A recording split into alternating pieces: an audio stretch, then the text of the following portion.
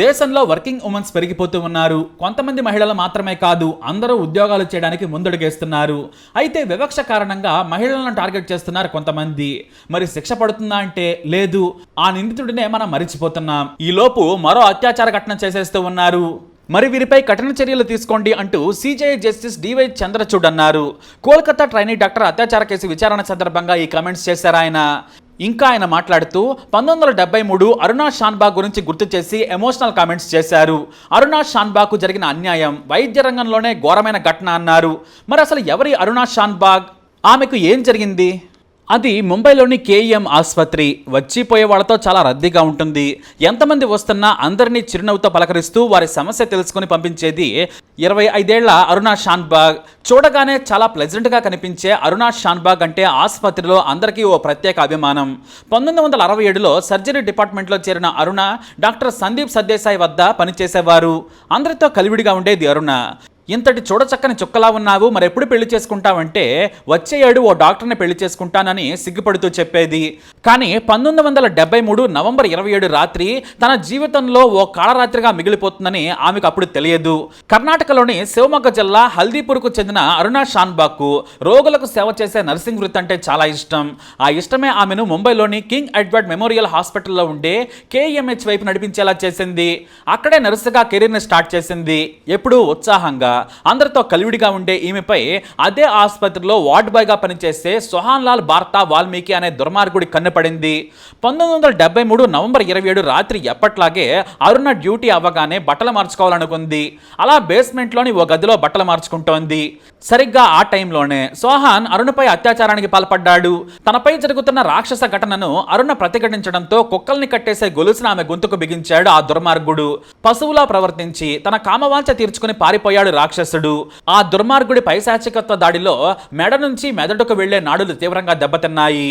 దీంతో అరుణ అక్కడికక్కడే కుప్పకూలిపోయింది. కోమాలోకి వెళ్లిపోయింది. వెన్నెముక కూడా దెబ్బతింది. దీంతో బతికున్న శవంలా మారిపోయింది అరుణ. బ్రెయిన్ డ్యామేజ్ కావడం వల్ల అరుణకు పక్షవాతం వచ్చింది. ఏమీ మాట్లాడలేకపోయేది. కనీసం అవసరాల కోసం ఆమె మరోవారిపై ఆధారపడేది. కేఎం ఆసుపత్రిలోనే ఉద్యోగులే ఆమెకు బలవంతంగా ఆహారం ఇచ్చేవారు. ఆమెను ఓ ఫ్యామిలీలా చూసుకున్నారు. అయితే ఇంతటి దారుణానికి ఒడిగట్టిన కామాంధుడు సోహన్ లాల్ పోలీసులకు చిక్కాడు. దోషిగా తేలాడు. కానీ అత్యాచారం కేసు కింద అతడిని శిక్షించలేదు. ఈ దారుణమైన రాక్షస క్రీడను న్యాయస్థానం దొంగతనం దాడిగానే చూసింది. దొంగతనం దాడి కేసులో 7 ఏళ్ల శిక్ష విధించింది కోర్టు. ఆ శిక్షను ఏకకాలంలో అమలు చేయాలని తీర్పు చెందడంతో కేవలం 7 ఏళ్ల శిక్ష అనుభవించి సోహన్ లాల్ ఈజీగా బయటకు వచ్చేశాడు.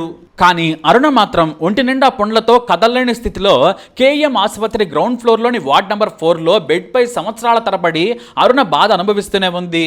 అరుణ స్థితి ఎందరినో కలచివేసింది. వారిలో ఆమె స్నేహితురాళ్లు జర్నలిస్ట్ పింకీ విరాణి కూడా ఒకరు. సంవత్సరాల తరబడి పడుతున్న బాధ నుంచి విముక్తి చేస్తూ అరుణను కారుణ్య మరణం కింద ప్రాణాలు తీసేయడానికి అనుమతించాలంటూ ఆమె 2011లో సుప్రీంకోర్టులో పిటిషన్ వేశారు. పిటిషన్ విచారణకు స్వీకరించింది కోర్టు. అరుణ పరిస్థితి తెలుసుకునేందుకు వైద్య నిపుణులతో ఓ కమిటీ ఏర్పాటు చేసింది. ఆ తర్వాత అదే ఏడాది మార్చి 7న కోర్టు చారిత్రాత్మకమైన తీర్పునిచ్చింది. విరాణి పిటిషన్ రిజెక్ట్ చేసిన నయం కాని రోగంతో శాశ్వత అచేతన స్థితిలో ఉన్న రోగులను చట్టపరమైన విధి విధానాలకు లోబడి ప్రాణరక్షణ వ్యవస్థలను ఉద్దేశపూర్వకంగా తొలగించి వారి మరణాన్ని వేగవంతం చేసే పరోక్ష కారుణ్య మరణానికి సానుకూలత ప్రకటించింది. ఆ తర్వాత తన ఫ్రెండ్కి జరిగిన ఘోరం పైన కన్నీటి జీవితం పైన విరాణి అరుణ స్టోరీ అనే బుక్ రాశారు. దత్తకుమార్ దేశాయ్ అనే మరాఠీ రైటర్ కథా అరుణాంచి అనే నాటకం రాశారు. ఈ నాటకం మహారాష్ట్రలో పలు చోట్ల వేశారు కూడా. దాదాపు 42 ఏళ్ల పాటు అరుణ ఎటూ కదలలేని స్థితిలో నరకయాతన అనుభవించింది. 2015లో న్యూమోనియా సోకి అరుణ పరిస్థితి మరింత దిగజారింది. దీంతో 2015 మే 18న అరుణ చనిపోయారు.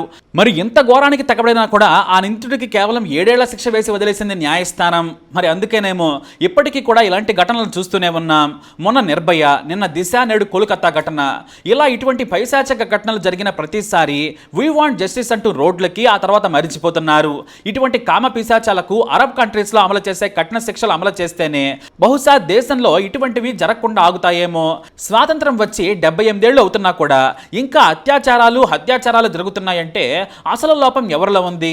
అత్యాచారం చేసినా జైల్లో కూర్చోబెట్టి కడుపు నిండా భోజనం పెట్టి పోషిస్తున్న వ్యవస్థలదా, లేదంటే ఆడదాన్ని కామంతో చూసే మగాడిదా, లేక ఆడదంటే కేవలం ఓ టాయ్గా భావిస్తున్న వారిదా? తప్పు ఎవరిలో ఉంది? ఇలాంటి మృగాలకు వెంటనే శిక్ష వేయాలా వద్దా? మీ అభిప్రాయాన్ని కమెంట్ ద్వారా తెలియజేయండి. ఈ వీడియోపై అప్డేట్స్ కోసం మై ఛానల్ ఫాలో అవ్వండి. అలాగే తప్పకుండా సబ్స్క్రైబ్ చేసుకోండి.